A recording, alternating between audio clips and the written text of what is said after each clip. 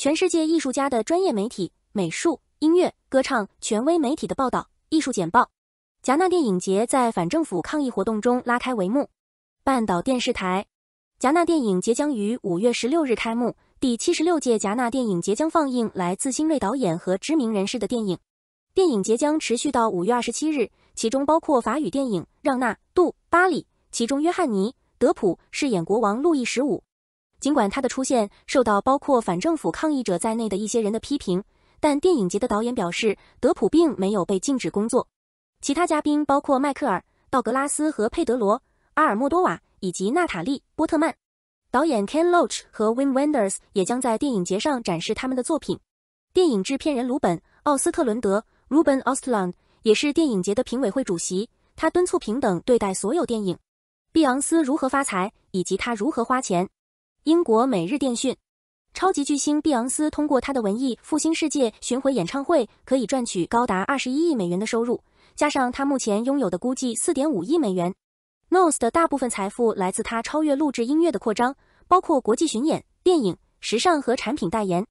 诺尔斯在2000年代后期成立了他的公司派克伍德娱乐公司，作为一家创意机构、唱片公司、制作公司和管理公司。他试图控制 Parkwood 旗下的任何与碧昂斯相关的专案，其中包括电影、与阿迪达斯的运动服装合作伙伴关系以及与三星和欧莱雅的代言协定。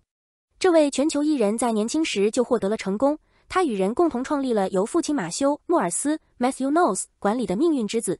通过 R 与 B 组合的受欢迎程度， Knowles 获得了坚实的财务基础，使他能够扩展到其他各个领域，例如创建自己的娱乐企业。现在，诺尔斯已经取得了白手起家的成功，在地位上几乎是传奇，在他面向外向的社交媒体形象方面却微不足道。Media Research 的音乐分析师塔蒂亚娜·西里萨诺 Tatiana Ceresino 说 ，K-pop 将外国人带到了韩国，现在他们加入了文化的韩流。多伦多星报。据报道，对韩国文化，尤其是音乐的兴趣日益浓厚，正在吸引成群结队的外国人在该国生活和工作。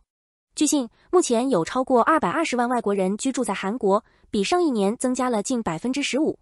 该国的国际学生人数在20年增长了 2022% 以上。兴趣的激增主要是由于韩国文化的新流行，特别是在音乐方面。K-pop 的日益普及引起了全球对韩国流行文化的好奇心，而西方游客涌入该国正在帮助韩国文化传统增加新的维度。根据韩国国际文化交流基金会2019年的一项分析，促进韩国文化的会议和贸易展览每年为该国经济增加49亿美元。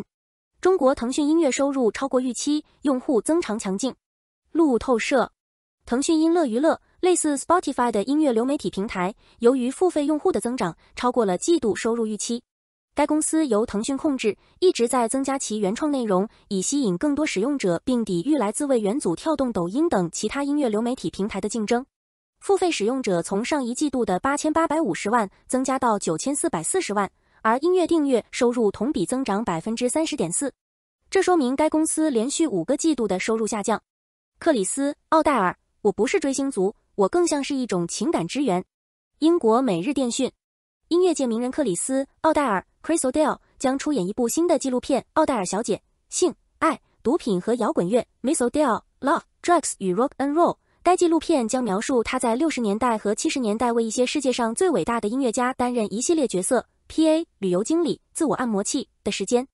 O'Dell 精通情感支援和毒品交易，声称参与了从与披头士乐队一起唱歌到成为滚石乐队流亡主街专辑封面上的神秘女人的时刻。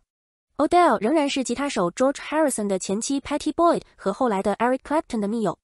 O'Dell 最初是披头士乐队苹果唱片公司的总机接线员，但很快就发现自己扮演出不同的角色，从苹果的总机转到乐队的私人助理。我不是追星族，甚至不是谋私女神，他说，而更像是一种情感上的支援。我最终成为了一名治疗师，一名成瘾咨询师，只是没有许可证。道恩·大卫斯的纽约美食指南。金融时报。大流行后，纽约市文化的回归意味住来自外地的朋友可以利用这座城市丰富的产品。FT Globetrotter 推荐了几家最受欢迎的餐厅，从高档和戏剧到舒适的社区场所以及即食素食。为了在去剧院后展示这座城市，作者参观了 Notre， 厨房里的11名麦迪逊公园校友可以提供侥幸面包、羽衣甘蓝沙拉和条纹鲈鱼或意大利面，酒单总是令人满意。为了提高戏剧性 ，Frevo 提供了一个私密的16个座位的厨师柜台，位于街道艺术画廊的甲门后面。主厨 Marcus Glocker 的 Coleman in the Ace Hotel 餐厅提供富有想象力和令人满意的菜肴，包括芹菜达达配草本、俗气的芥末酱。最后 ，The Nines 提供了老派的戏剧性，令人着迷且深情的钢琴演奏家歌手增添了迷人的氛围。而 Madman Espresso 让人想起一家意大利酒吧，那里有 The Sica 意式薄饼三明治和花椰菜披萨。拜登将与百老汇明星一起纪念犹太裔美国人传统月，为反犹太主义发声。英国独立报。瞧，拜登总统将在白宫招待会上纪念犹太裔美国人传统月，其中包括百老汇复兴游行的明星表演。